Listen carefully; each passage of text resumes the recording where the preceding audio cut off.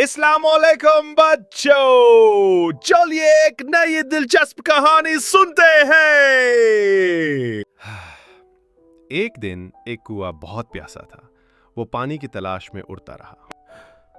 وہ ہر طرف گیا مگر کہیں پانی نہ ملا۔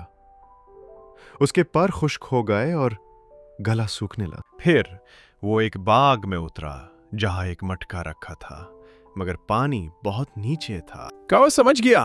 اس نے سوچا کہ اگر میں کنکر ڈالوں تو پانی اوپر آ جائے گا۔ کنواں ایک ایک کر کے کنکر مٹکے میں ڈالنے لگا۔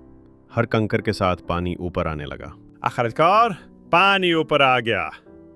کنواں خوشی خوشی پانی پینے لگا۔ اس کہانی سے ہمیں سیکھنے کو ملتا ہے، اگر ہم محنت اور عقل سے کام لیں تو ہم ہر مشکل حل کر سکتے ہیں۔ کہانی پسند آئی ہو تو لائک اور سبسکرائب کرنا مت بھولیے۔